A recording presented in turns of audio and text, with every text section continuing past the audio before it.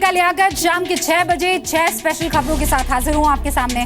पहली खबर कर्नाटक के भ्रष्ट सिस्टम की लेंगे, तस्वीर दिखाएंगे। मनरेगा योजना में कैसे भ्रष्टाचार होता है ये रिपोर्ट आपको बताने वाले हैं। फर्जी बिल पास नहीं करने पर श्रीनिवास नाम के एक टेक्निकल कोऑर्डिनेटर पर जानलेवा हमला हुआ। 3 उंगलियां ईमानदारी के चलते गंवानी पड़ी। भ्रष्टाचार के हथियार से ईमानदारी की गर्दन पर हमला। मनरेगा में भ्रष्टाचार की घायल मिसाल। 53 साल के एचआर श्रीनिवास ने अपनी जान बचाने के लिए हाथ आगे नहीं किया होता तो उनका हाथ नहीं, जिंदगी की डोर कट गई होती, क्योंकि धारदार हथियार से उनकी गर्दन पर हमला जान लेने के लिए ही हुआ था। श्रीनिवास टुमकुर के कुनिगल में उस कंपनी में काम करते हैं जो मनरेगा के तहत किए जाने वाले काम पर नजर रखती है। श्रीनिवास पर हमला इसीलिए हुआ क्योंकि उन्होंने फर्जी बिल पास करने से मना कर दिया था। उन्होंने बढ़ाकर बनाए बिलों की मोटी रकम को काटकर छोटा कर दिया था, तो भ्रष्ट सिस्टम ने उन्हें रास्ते से हटाने की तैयारी कर दी। While I am coming on 12th Monday evening about 7:30 p.m. Near Talakere and post 1 kilometer distance. 2 persons are coming from two-wheeler. I am also coming in two-wheeler. They are attack me in Machu and they are killed.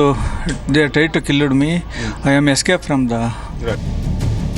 इस पूरे मामले में सबसे ज्यादा हैरान करने वाली बात यह है कि इस हमले की साजिश में सरकारी कर्मचारी भी शामिल हैं। हमला करने वाले कॉन्ट्रैक्टर बताए जा रहे हैं, लेकिन दरअसल दाल में काला नहीं, पूरी दाल ही काली है। हमले में कुछ इंजीनियरों का भी हाथ है।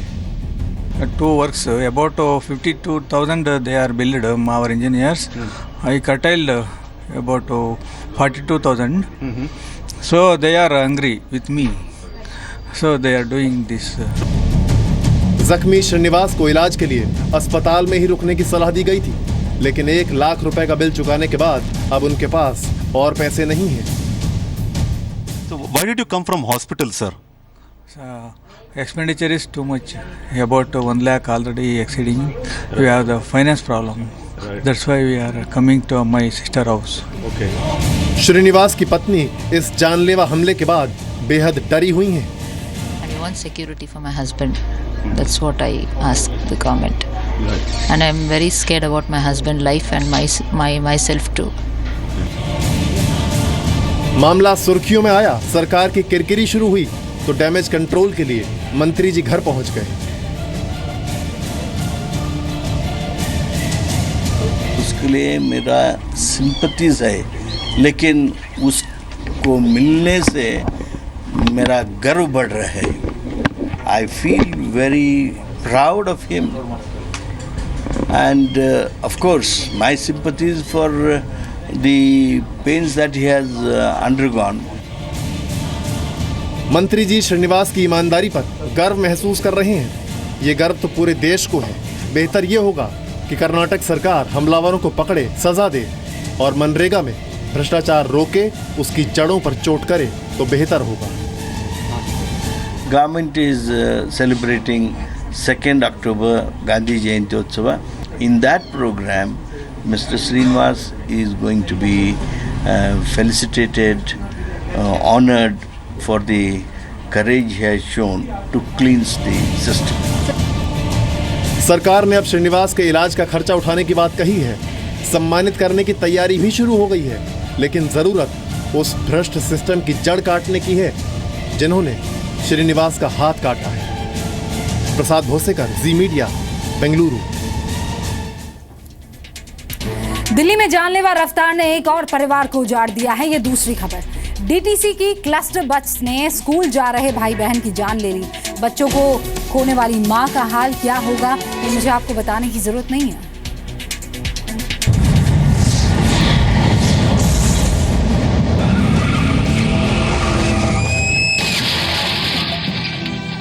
ऋषिका और शैलेश का चेहरा अब सिर्फ तस्वीरों में ही दिखाई देगा। स्कूल जाते भाई बहन को रफ्तार ने मार डाला। इस माँ की जिंदगी में अब कुछ नहीं बचा। अपने 8 साल के बेटे और 6 साल की बेटी को खोने के बाद ये माँ अब बदहवास है। जिस माँ ने अपने बच्चों को तैयार करके घर से खुद स्कूल भेजा था, वो स्कूल तक नहीं पहुंचे। डीटीसी की इसी क्लस्टर बस ने इस माँ की गोद उजाड़ दी। बाकी बच्चों की तरह ऋषिका और शैलेश को भी स्कूल पहुंचना था, लेकिन रफ्तार ने उनकी जिंदगी खत्म कर दी। दक्षिण दिल्ली के साकेत इलाके में भगवान दास अपने पोते पोती को सुबह 8 बजे स्कूल छोड़ने जा रहे थे, तभी इस बेकाबू बस ने बच्चों को कुचल दिया। एक बच्चे की मौके पर ही मौत हो गई, जबकि दूसरे ने अस्पताल में दम तोड़ा।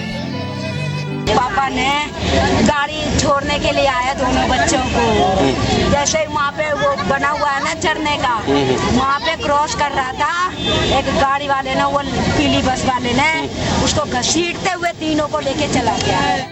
ऋषिका फर्स्ट क्लास में पढ़ती थी, जबकि उसका भाई शैलेश सेकंड क्लास में था। पिता सब्जी बेचने का काम करते हैं। बेटे ने क्रिकेट की किट मांगी थी, इसलिए पिता और ज्यादा मेहनत करके बेटे की ख्वाहिश पूरी करने के लिए जद्दोजहद कर रहे थे, लेकिन रफ्तार ने सारे सपने तोड़ दिए। हंसता खेलता परिवार उजड़ गया। डीटीसी वाली बहुत गंदी गाड़ी चला करके लेके गया। 2 बच्चे थे, उनके दादाजी थे साथ, दादाजी को भी चोट लगी।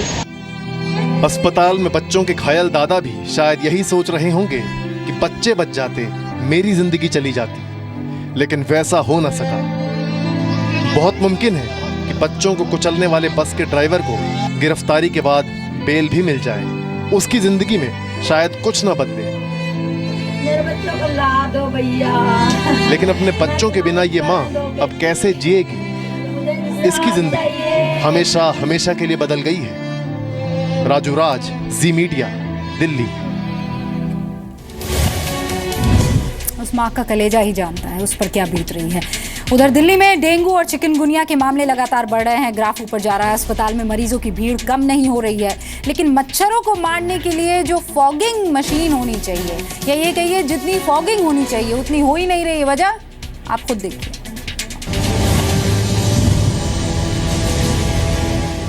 दिल्ली को डेंगू चिकनगुनिया से कौन बचाएगा? यहाँ पे तो कोई देख ही भाल नहीं करते, कभी बोलते हैं इधर जाओ इधर भागो। दिक्कतें बहुत है यहाँ, लाइन तो है ही है। बुखार बहुत जोर हो रहा था, दर्द भी हो रहा था, वो चल नहीं पाई थी, मैं उठा के ले गया और डॉक्टर ने चेक भी नहीं किया। फॉगिंग मशीनें खराब तो कैसे मरेंगे मच्छर? दिल्ली बीमार है, लेकिन उससे ज्यादा बीमार सिस्टम दिखाई दे रहा है। दिल्ली की 1,70,00,000 की आबादी को इन बीमारियों से बचाना है तो मच्छरों को मारना होगा, लेकिन मच्छरों को मारने वाली फॉगिंग मशीनों की हालत भी देख लीजिए। दिल्ली के शास्त्री पार्क में एमसीडी की फॉगिंग मशीनें खराब हैं। हम शास्त्री पार्क की एमसीडी कॉलोनी पहुंचे और यहाँ की हकीकत ये है कि जितनी भी मशीनें आपको यहाँ दिखाई दे रही हैं खराब हैं और इनको अब फिलहाल ठीक करवाया जा रहा है। 1 2 3 4 5 6 7 8 9 मशीनें हमें यहाँ खराब दिखाई दे रही हैं। तमाम सरकारी अस्पतालों में यही हालात हैं। लंबी कतारें, ओपीडी में कार्ड बनवाने की जद्दोजहद, पहले बीमारी और अब सिस्टम से हार चुके लोग।